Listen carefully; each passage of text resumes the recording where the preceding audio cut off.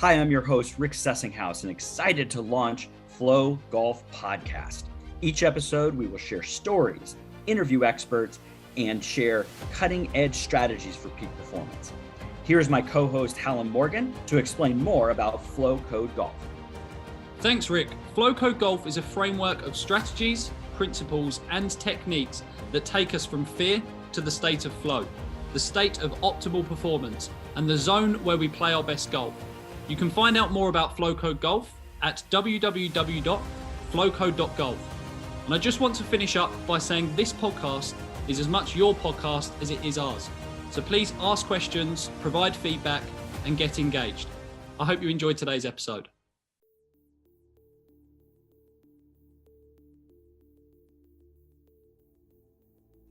Glenn, thank you so much for joining the Flow Golf podcast. I'm so excited to have you, and I can't wait to ask some really interesting conversations around gratitude, and I'm sure some other topics as well.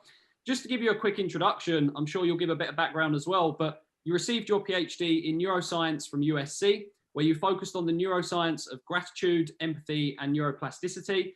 You've also worked with some incredible organizations, the US Marine Corps, Army Research Labs, Seattle Seahawks, and numerous Olympic athletes as well.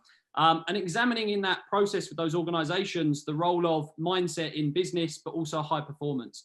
I believe you're also currently on the advisory board for Flow Research Collective, where you work with Stephen Kotler himself on projects related to gratitude, flow, and everything high performance. So really exciting, so many conversations that we can have around gratitude, so many questions that I know Rick and I have got as well.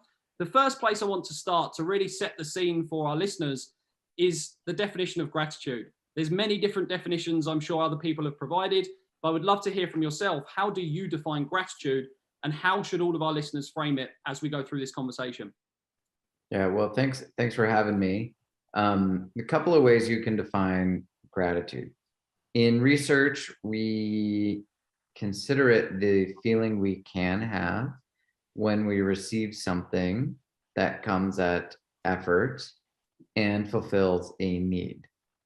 Now, there are many different dimensions for what creates the feeling of gratitude, pretty much infinite dimensions. It could be the color of shirt you're wearing, or it could be the surprise, it could be the hidden intention, and it could be anything to do with our own personal state. If we're hungry, we'll determine a lot about how grateful we are for food.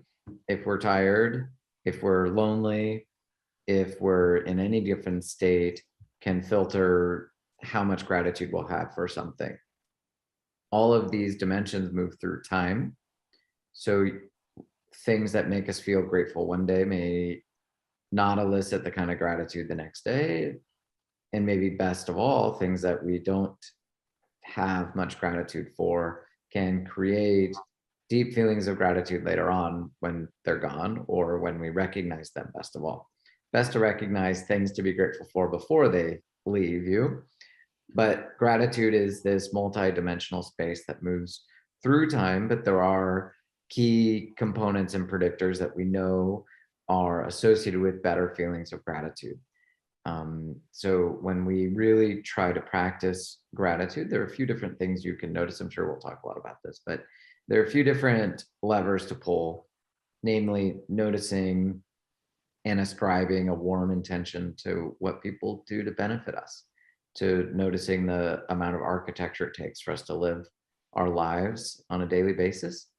Secondly, really fostering a deep and humble understanding of our needs, a humble understanding that we have a lot, and that if you have any breath left to give, you probably have something to be grateful for, even when we're feeling immense pain and going through deep suffering and trauma. The skill of gratitude is finding those things. And I'm not saying it's easy. I'm not saying it makes pain go away, but the skill is to tune ourselves to these factors of effort and need. And thus gratitude can blossom. In the real world, gratitude can have a few different other applications, such as our appreciation, thankfulness. These are synonyms that gratitude can be described by. That can include the appreciation of, the sun on our shoulders, or the stars in the sky or the rain. I know you're in the UK, Helen. And it can be many different things that we can take stock of. And so gratitude can also be a more broad feeling of appreciation for life itself or whatever. How we take and internalize this on a day-to-day basis is really up to us. It's kind of like our personal gratitude laboratory is how I like to call it. And I approach it from the scientific angle as much as I can. There's so much gratitude research coming up all the time now. I mean, to be honest, it's a really wonderful stream of results and limits on gratitude and nuance to practicing and critiques of it as well, which are really fantastic. And then also more research advancing the benefits of it. It's almost impossible to keep up now. It's wonderful. When I started, there were like 3 papers on gratitude. Now there are, there aren't thousands, but there's a lot. Right.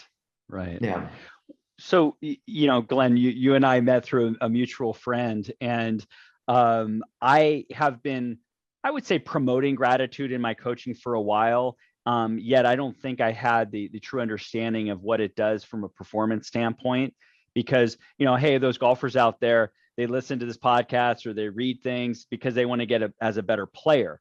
Now, Hallam and I also want people to use these skills off the golf course too. But if we look from just a performance standpoint, and I know you've studied this, is how does gratitude affect performance? You can use golf as an example, or what you've studied in other areas. But you mentioned it's a skill. You mentioned it's kind of a trainable thing. But when it gets to a cause and effect relationship, how does gratitude actually affect performance?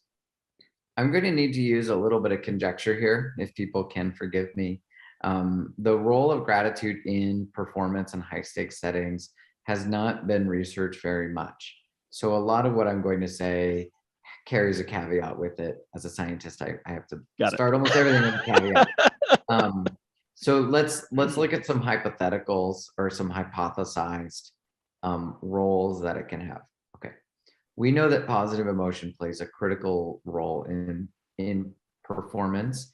Research has identified that the oxygen consumption between 2 cyclists who are either using positive or negative emotions to motivate themselves shows that the positive emotions show actually more metabolic efficiency and actually less end tidal CO2. So positive emotion has a direct role in our physiology.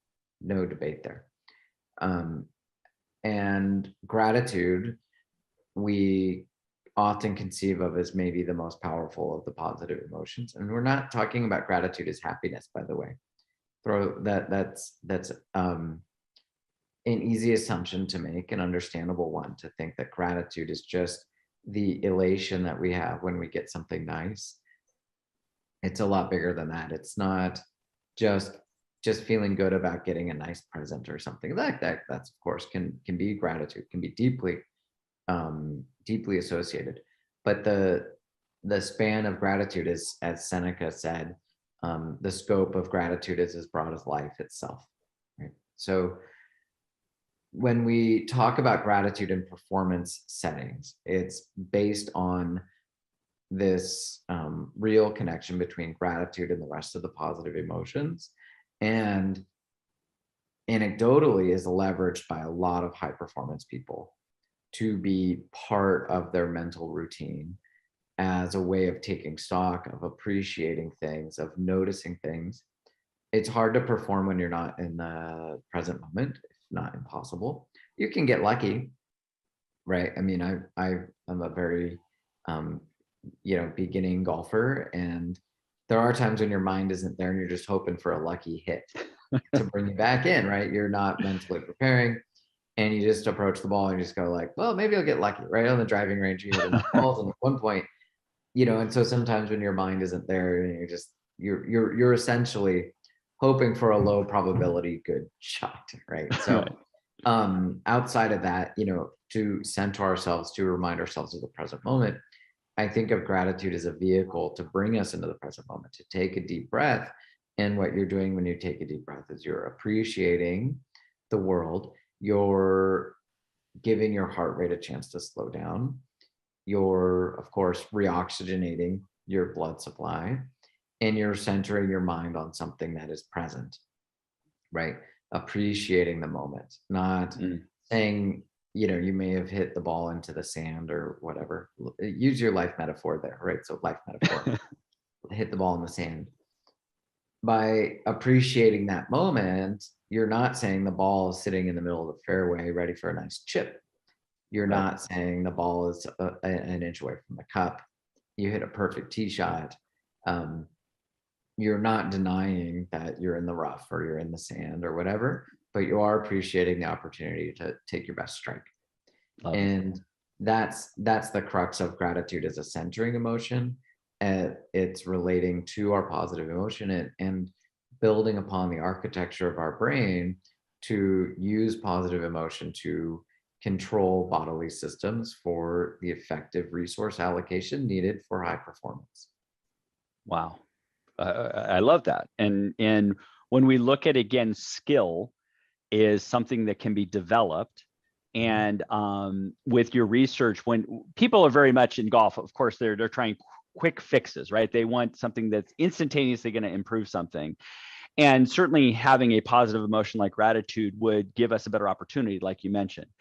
Yet when we look at the trainability of this particular skill is gratitude, and I know Hallam had a few questions on this too, is how do we actually develop this as a skill?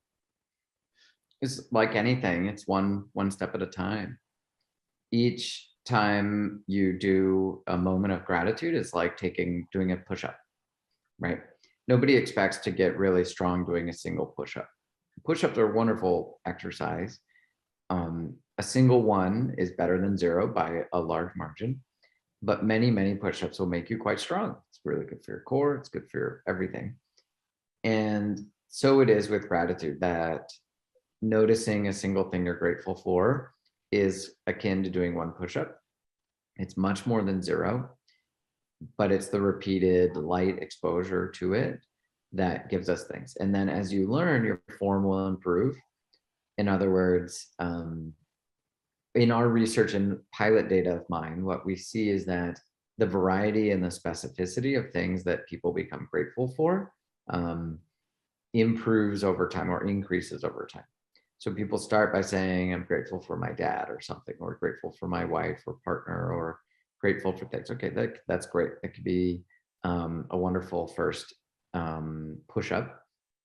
But soon your form improves and they begin to say, I'm grateful for the way my dad answers his phone every time I call him, or I'm grateful for the extra care that the person took in making my meal, or the eye contact provided by my boss or something, right? So the specificity of things increases. And what you're doing when you increase the specificity of the image that's creating gratitude is you're building a better map in the brain of the emotion and the emotional feeling state that leverages more of your brain's capacity to trigger the positive emotion. Emotion is a body state, it's a behavior, it's a change taking place in the body. Feeling is the experience of emotion. It's important to distinguish those two things. So when you're trying to create a good map of the things that make you grateful, you're trying to create a map in the mind of rich connections across many brain networks. There is no gratitude center of the brain. There really aren't even centers of the brain. The brain is horrendously complicated. It's hideous in how it hides its details. It's a mess up there trying to make sense of it. But that's what you're trying to do when you practice the skill of gratitude, is you're building a better map of it, and you're building a better pathway by which your experience and interpretation of feelings and your interpretation of emotion and your interpretation of thought can lead to more prolonged savoring of the positive emotion of gratitude. Love that. Just to take that a step further, obviously the desired result from practicing gratitude is not just to practice it for the sake of it, but it's to feel and experience the positive benefits that we're talking about there that it can create. So when it comes to practicing gratitude, and I'll explain what I mean by these two things, but is it better to go depth of gratitude or breadth of gratitude? So what I mean by that is on depth, am I better off choosing one thing? And I'll talk about the radiator, the heating, the stuff that's right next to me here. Am I better off saying I'm grateful for this radiator, I'm grateful for my television, I'm grateful for Zoom, going breadth, so listing lots of different things I'm grateful for? Or am I better off saying I'm grateful for this radiator, this is why. I'm grateful for this radiator because someone took a full day to install this. I feel a lot of gratitude for that. Okay, but why am I grateful for that? Well, actually, someone spent their entire life creating this system that is in my house. I click one button and it turns on the entire heating. That makes me feel very grateful. And I continue to ask why. So I go deeper with my gratitude rather than going wider with my gratitude. Does that make sense? Which one, if we have the desired result of the positive benefits of gratitude, which one will get me there quicker, essentially? I'm not sure of any research studies that have looked at this. There may be some now. My recommendation then is that it's up to each of us to run our experiment.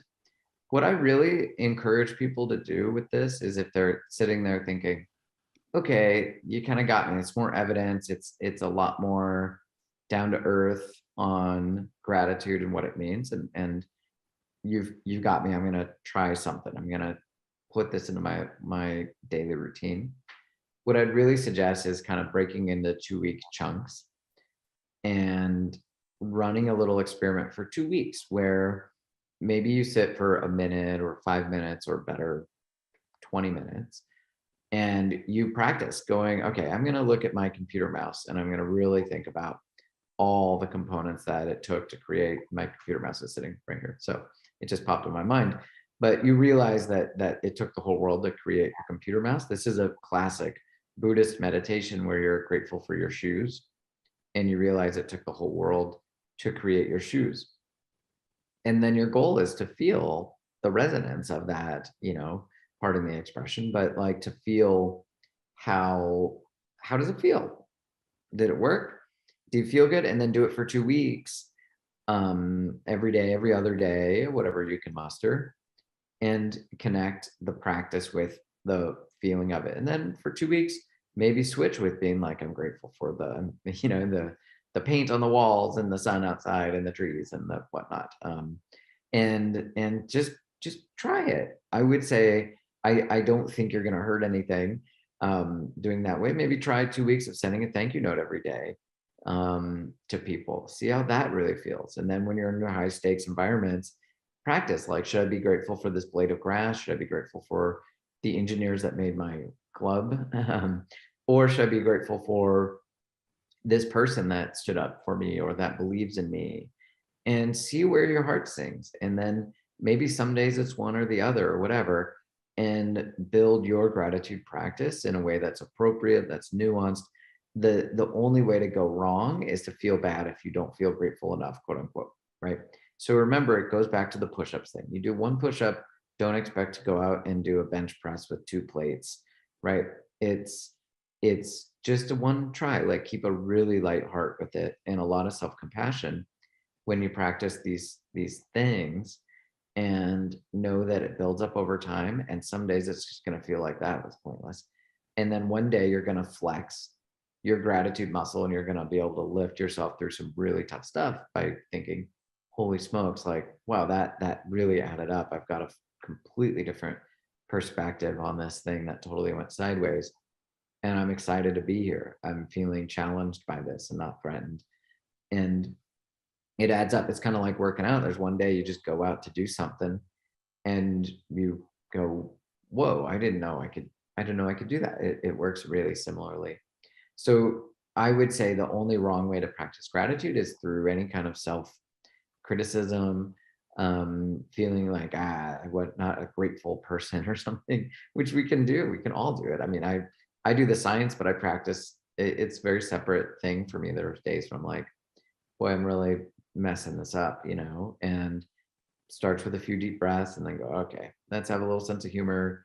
let's have some self-kindness and compassion and get back to trying to have a little bit of fun out there, and that lightheartedness is really important. I've been talking about gratitude a long time. In the beginning of it, I was really just full throttle, just be grateful. That's it. It's all you need. And I realized a lot of people were motivated by it, right? Because it's a clear message. It's a clear message. There's plenty of, mental health gurus or whatever you want to call them that promote this full throttle approach to mindset. It's like peak performance or else you're a loser kind of thing. And, like we all know it. We know it's out there, right? You know it. You know those people. You know what I'm talking about, right? It's an easy tactic. It's an easy sell to say, be as grateful as you can. If you're not crying tears of gratitude every single day, what are you doing? And I had people coming up and like, I can't, I feel bad. And I've just completely, not a 180, of course, but a solid 90 to start to say, listen, let's have a lot of self-compassion when we do this. Let's ignore the people who insist it's a one-trick pony. Let's ignore the people who say peak performance is from one thing or the other only. And if you're not doing it, you're doing it wrong. And start to say like, okay, what if we were treating this really like a science experiment for our own emotions, where we learn to identify what makes us feel good. I love the phrase, I know how corny it is. I love the phrase, what makes your heart sing? And like finding that resonance of what makes your heart sing. And I know, look, I'm kind of taking my science hat off and putting my normal person hat on. But that's really the process of practicing gratitude, moving a little beyond the research into conjecture and kind of the humanistic side of it. You'll find the things that make you feel grateful, and then certain things will fade too. So it's a long answer, Hallam. I'm sorry, it's a very long way to say play with it, like literally, and I mean the word play quite intentionally. Like sometime you'll be there and you'll find that thing. I just guarantee it. Like I really do. Stand by. There was one place where the research and real life really work, really add up. Gratitude is a potent predictor of good performance and resilience and mental toughness. And we see it in all of our samples. When I really talk to high performance, people, so to speak, and I don't really like that term, by the way. But when you talk to people who are used to dealing with high stakes environments, let me put it that way, the people who really start to enjoy and thrive in it, there's a sense of gratitude there. There are a few exceptions of folks I've met and interviewed where I think there's a different way. There are a lot of different ways to approach it, of course, but for a lot of people, there has to be some element of positive enjoyment and joy in what you do. I don't think there's any way to perform. And joy, again, not happiness, not correct, not bliss or pleasure or euphoria. Joy is, I think, the source of everything, and gratitude is certainly an emotion that takes us closer to joy. Right. When most people talk about gratitude, they talk about something that they were grateful for, something happened yesterday, something like that. And Hallam and I talk a lot about priming emotions for a future event. And so I love hearing when we talk about, I am grateful for an opportunity or an experience or something that's going to come my way as a way to shift where our emotional state is. And I totally agree with you. We're not asking people to be happy on a golf course. But you signed up for it, so we might as well have that passion and have our heart sing, and we're very much into the passion and purpose that goes along with it. Can you expand a little bit more on being grateful for something in the future, maybe that has not occurred yet? And I call it priming, but I'm not sure how that would work for you. Hey, I may ask a clarification question. How would you differ that from optimism? I'm great question. Because you and I have had the conversation about threat versus challenge before, right? Mm-hmm. Is that I have somebody on the first tee at a tournament, and how they view that moment. If they view it as a threat, there's a different response that happens in the body compared to a challenge. It doesn't mean that necessarily they believe they're going to do great, but they certainly are looking forward to the opportunity to see how they perform. So maybe that's my slight difference, is that they're grateful that they signed up and they're on that first tee and they're going to take it on. Optimism to me is I'm going to take it on and I'm going to hit a great tee shot, which might be part of it too? Yeah, I mean, so I would say that the gratitude and optimism are really close cousins. And between gratitude, purpose, and optimism, those are the three biggest predictors. Those are the big three in positive psychology. Those are the big three that predict the highest degrees of subjective well-being. Gratitude, to my knowledge, is a better predictor of subjective well-being than any of the big five personality traits, independent of the closest, most core, highly heritable, personality traits. Gratitude is a better predictor. So, fun fact. Yeah. I would probably reframe your thing in terms of a healthy optimism. Okay. There's sort of gratitude.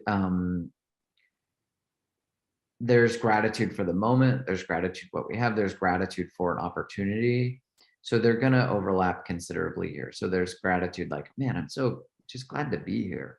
Right. Like that's like a grateful thing. Like, I'm grateful I get the chance to do this. I'm grateful I get to learn what's going to happen. I think insofar as how we're leaning into the future, I may call on the frameworks from optimism. And I'm not an optimism researcher, but I'm a fan of the research on optimism. And what it really says is that disposition to the future, that what we do now can influence the future. There's a researcher named Lisa Aspinwall, and her research on optimism is just so fun to read. Oh my goodness, it's so good, and it's so interesting and motivating, and really, really clarifying on what optimism means. This is a big one in terms of the difference between how people use the word optimism and how researchers use the word optimism. And when people talk about optimism, they're usually talking about hope, a degree of hope, and hope is mandatory. You have to have some degree of hope. Then there's kind of varying degrees of like blind hope and the feeling of hope. Optimism is, in my understanding, much more cognitive in terms of filtering what we hope to be able to control in the future and what we hope to be able to control in terms of how we act now determines what the future holds for us. And that disposition that we have a say in the future is the most optimistic thing in the world. And there's all kinds of studies linking that sense of faith that what we do now affects the future to health outcomes and well-being and all kinds of amazing things. So in terms of approaching a tough shot, it's golf here is the metaphor. Sure. As well. That stressor of approaching a tough stop. We go into more biological frameworks here when we talk about challenge and threat. And they're a little bit independent of optimism, and there's not a lot of research linking challenge and threat and optimism. There might be some, but I don't know of it. But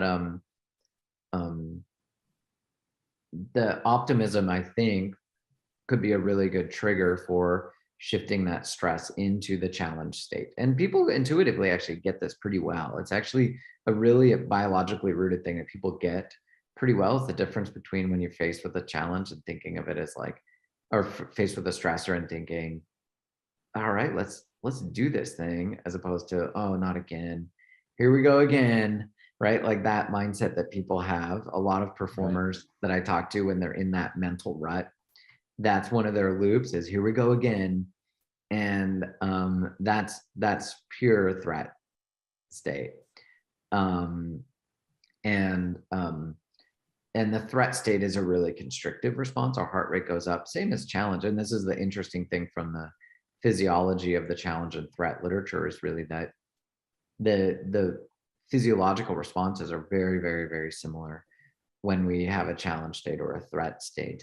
But certain things are the key differences, namely a variable called cardiac impedance, which is a measure of the fluid contained in the heart. And you can actually measure this across the lifespan of a single heartbeat, how much fluid is actually getting pumped around in there.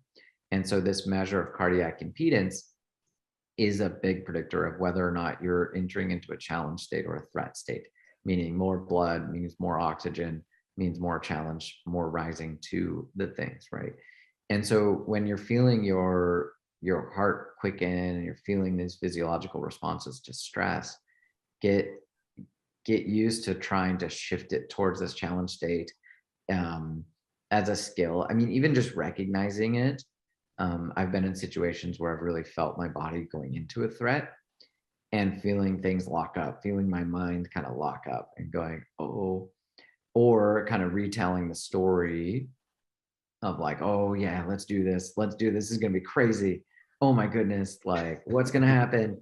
I'm going to do something like, let me just fall on my face. Who cares? Let's go. Right. Like that LFG mentality, you know, and as corny as it is, like that story makes a difference. Right. And, you know, I mean, that's where kind of some of the cornball self-helpy stuff I actually kind of like a little bit, like the like, what's the one is like, you know, that like, let's do this mentality, that I own this thing, Right. or, you know, whatever little personal mantra you have, is like a funny thing to play with as well. And you got to tell a story around it, at least label it, at least learning to label it in a non-anxiety producing way.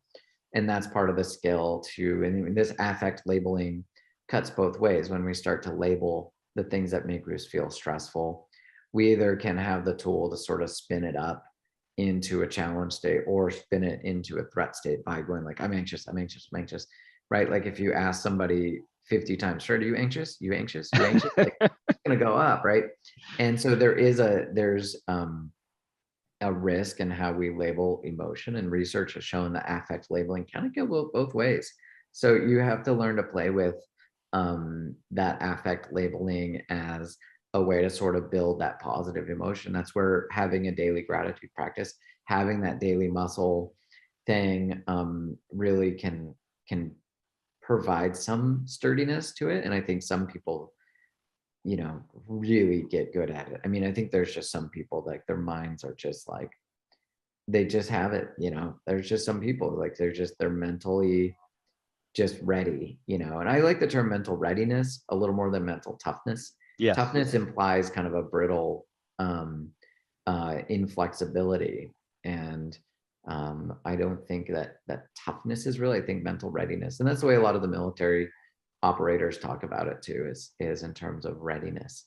And that's a nice verb as well, right? So work on those internal mantras when you're feeling that shift into that threat state, when you're feeling kind of things lock up. You know, sometimes using your body in different ways can trigger some things, but the labeling of it, the kind labeling of it to build a routine around it, I think can be a really nice framework for people. So I just want to touch on that. You mentioned the body and how that potentially impacts the way you're feeling, obviously your state and all those kinds of elements. And I want to bring this back to how we can help create more effective practices for our listeners, because it's the easiest way for them to benefit. Like you said, there's no set way to practice gratitude as such. There's no one way. It's this experimentation of the different methods that actually people will get the most value from. And I love when you mention that, because it's exactly what we say with Flow Code. We have all of the triggers. We have an entire framework, but we ask all of our users to create their own personal blueprint, because there's no one trigger that's going to benefit absolutely everyone. So it's exactly the same when it comes to gratitude. But my question is it, and you may not know the answer, but you may have a feeling that it would be, but is there any impact on body language and how effective your gratitude practice is? Is there any value in practicing gratitude whilst in motion rather than being sat still? And is there any research or studies that have been done on that at all? I don't know of research or studies, and they may exist. They may very well exist. Again, like I said, they're coming out like a fire hose right now.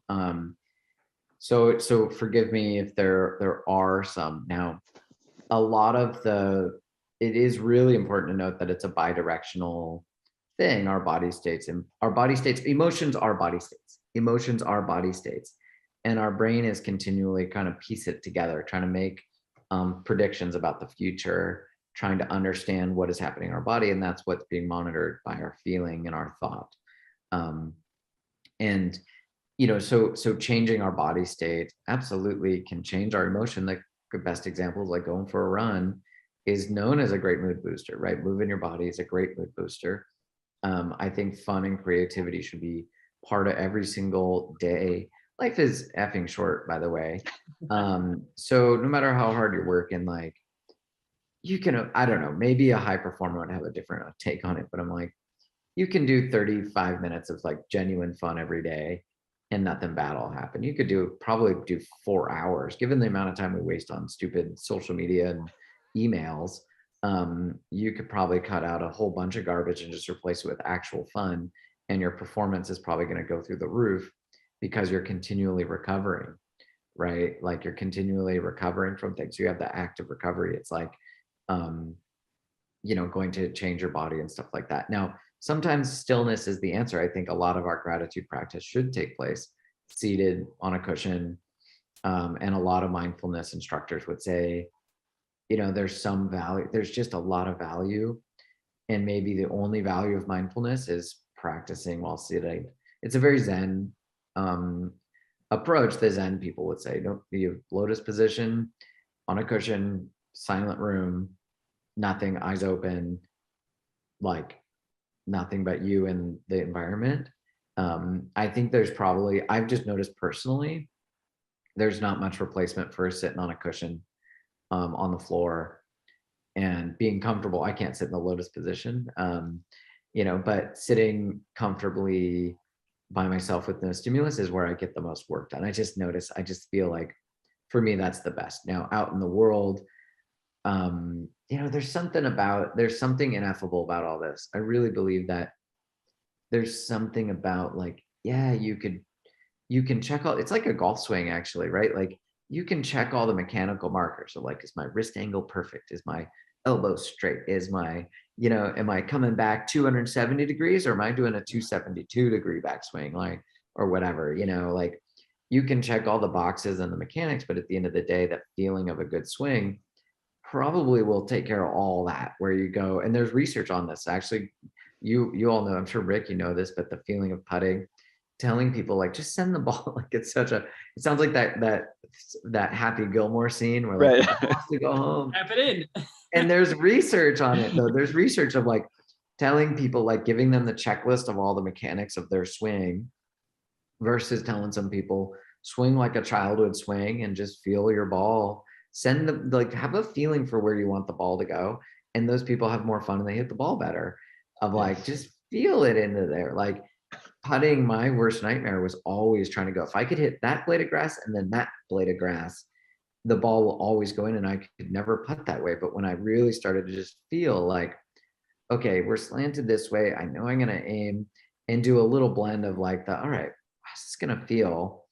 And that makes for much better putts for me. And like, I think for people trying to get better at golf or get better at life, we want to drive top down. Like if I have the rational things, I've got the rational check boxes here, then everything will work. And there's something ineffable about like, some reason it just doesn't add up because we're using thought for what it's not. Our rational minds are wonderful for decision-making and problem solving. And like, you need a strong rational mind to be able to identify things. And certainly with golf, as in life, there's sometimes you do notice, oh yeah, I am putting my foot too far forward when I address the ball. Like, oh yeah, I do have a weird habit. And sometimes, yeah, you can get a better shot, of course, by mechanics. You can't avoid, you have to have some mechanics, right? But there's a balance between expecting, well, if moving my foot forward a little bit makes my shots better, then what if I do all the mechanics perfectly? I'll only hit perfect shots. And there's some nonlinear curve that just Glenn, how much crushes us, same with gratitude, right? Like people, I know that there's some rational thinkers out there going, cool, okay, Dr. Guy says this is the thing to do. I'll just write down 10 things I'm grateful for every day. I'll be the most grateful person on the planet. I'll be just like crushing it all day long because I did my 10 grateful things. Now what? The answer, the most crass thing a lot of people always ask me is, how do I make my kids grateful? Right? That's one of the tells a lot of people when I know I haven't quite sold the message correctly. Like, no, you don't make things, you don't make yourself grateful. You don't make people grateful. You don't make yourself have a good golf swing. Like imagine a golf coach saying like, just make yourself hit it better. I'm sure there are some that try that. And maybe the right thing goes through, but the feeling is going to be, the feeling and the emotion is going to be the source of the whole thing. And it's really hard to make ourselves feel anything. Really, you can't talk yourself into feeling things. It's like you just kind of feel the feeling and you feel the emotion. You learn to practice and hone in on what works, and you do the daily work of that internal learning, and it'll start to add up to things. And some people take this way past what I personally am capable of, and you just see them out there. You see them in our military communities, you see them in our entrepreneurial communities in particular, where I work, all with entrepreneurs and founders, who, by the way, are undergoing incredible stressors. Like, you know, I mean, every day is a shot from the rough for these folks. You know, every day is in the bunker, and the best entrepreneurs just happen to hit out of the bunker once every 10 times. And some people never get out, right? And the stressors and the pressures are immense. There's a reason I switched from studying recon Marines to studying founders, because the challenges and the pressures are so similar. I would say not similar.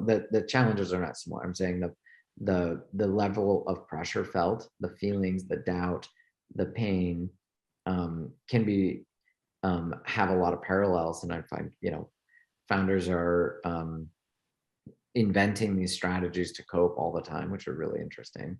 They're also they're not really taught to handle these things, which is where I'm working right now.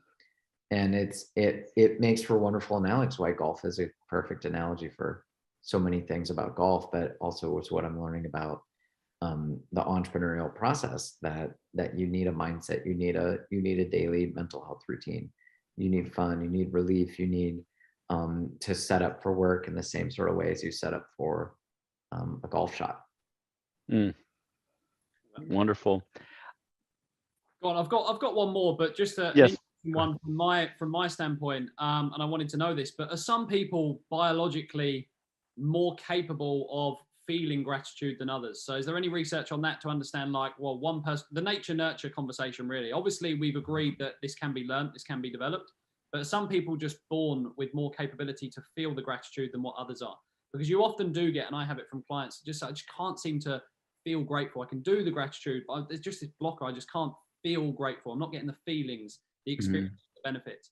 Is that true? Is some people biologically wired to feel less gratitude? Or there's a paper a few years ago that looked at an oxytocin receptor, so oxytocin being a personal bonding chemical, among many other things. It's not the cuddle drug or whatever people call it. They found that there were some differences in people's proneness to gratitude and some genetic marker of the length of this receptor, a shape of this receptor protein. And so there may very well be, now what caused what there, who knows, were their genes causing them to be more prone to gratitude, or was it the other way around? I think you'd be naive to think there's not a biological basis for our proneness to this. There are, buried in a lot of the gratitude research, some really interesting findings that a lot of the big benefits of gratitude happen for people who don't start out as particularly grateful. That's where a lot of the research findings on the benefits of gratitude come from. It's actually not from the people who are generally grateful to begin with, but the people who start out by going, I don't think so, and then go put in the 8 weeks of work and go, oh, holy smokes, like I'm feeling better. So it's helpful to remind people, back to the push-up analogy. Of course, like, how strong do you feel after one push-up? You know, if you're expecting that you're going to be able to move a mountain, then you're going to be really disappointed that your push-up didn't work. So you don't feel particularly strong after one push-up or one day of gratitude or one session. Like, really do the work for 8 weeks, really start to tune in to what makes your heart sing, really express gratitude. And like, if you really want to see the benefits, like, lean into it, get vulnerable, be humble, and accept that some days you're not going to feel it. You're going to write stuff down and you're be like, that was stupid, I don't care. And then the next day you're going to read what you wrote, or maybe 5 weeks from then you're going to read what you wrote and go, well, that was a pretty dang good day. Our motto around the house is normal days are great days. Normal days are great days. And you're going to get that sense that like, oh, that was a good day. And then it'll boost. And then you get a little of that virtuous cycle. So it takes some time to kick in. It's just like anything. So are we biologically wired or not? Probably to some degree. Honestly, I wouldn't be surprised. But I definitely don't think, except barring very, very rare exceptions, that people may not feel grateful in any circumstance. I think that would be really evolutionarily disadvantageous based on the role of gratitude in the evolution of our species, which was our ability to attract fairness and moral behavior is pretty much linked inextricably to gratitude. Adam Smith said as much, and Adam Smith was one of the founding people of economic theory. He's no cupcake, by the way, and he posited a lot that gratitude was like really crucial for the functioning of a society. We published a paper years ago on gratitude and opioidergic function, which is the brain's pain relieving chemicals. It's one of my favorite papers. We published with a former student of mine named Max Henning, and he's the lead author on the paper. And it didn't quite get picked up because I think it's a little technical, but I promise if people Google it, you'll find we really wrote it in a way that it could be accessible to people. It's a little wordy, but like it's a really cool take on the evolution of gratitude as like really baked into our deepest systems for pain relief. And in so doing, I think we show that, yes, there's probably some proneness to gratitude that varies between people based on our biology. But for someone to not be capable of it, I think would be almost impossibly rare. Because it just wouldn't have added up at some point. If you're a crummy partner, people like, how are you going to move forward? How are you going to move your genes forward if people think you're a selfish freeloader? There are ways, but at some point there's got to be some basis. So long answer, I'm sure there's more to the biology of our proneness to gratitude, but I doubt that the range is wide enough to think anybody may not be predisposed to enjoying the benefits. And like we say, no matter where you are in terms of if there is a predisposition, no matter where you are, you can develop this. It's a skill that can be developed. And the strategy is the same for everyone, which is consistency over intensity, which I think is the key message for the listeners to take away is don't try and create this unbelievable, perfect gratitude practice that you implement for 1 week and then call it a day. Just take those small steps and make those a big priority and then implement those, and you'll start to experiment and test and learn what works best for you. So love that. Yeah. Oh, and it'll be a moving baseline. One of the other element of the analogy holds as well as a point here that if you stop doing it, it'll decay. So, but you'll pick it up quicker again later. Sure. So it is a maintenance thing as well. So the analogy holds perfectly well. And I'm glad you said that, Helen, that you do it for 2 weeks and you're like, good, I'm grateful now. Cool. Like, it's kind of like saying, oh, I got fit. I could run a mile in 6 minutes or less. All done. Heart's healthy forever. Like, it doesn't work like that. So you have to keep it up. Steady effort is the key. Love that. Wonderful. Well, Glenn, I want to respect your time and tell you how grateful I am for you to be on today. We met, and I just instantaneously loved your energy and loved your passion and how your heart sings about gratitude and creativity and such. And you've taught me a lot, and I really appreciate you being on today and helping our listeners bring this gratitude on and off the golf course. Thank you so much. Of course. Yeah. And people can get a hold of me on Twitter, LinkedIn, pretty easily. I'm at Glenn R. Fox, and then I'm on LinkedIn as Glenn Fox. I hope people reach out and say hi, and I'm easy to get a hold of. So happy to be here, and thanks for having me. And always a pleasure, Rick. So glad we got to know each other, and look forward to many such conversations in the future. Exactly. We got to get on the golf course, right? There we go. Yeah. We've got a perfect platform to help you. You said you're a beginner golfer. We'll take it to that next level. That's perfect. I love it. Good stuff. Glenn, thank you so much. Really appreciate it. You're very welcome.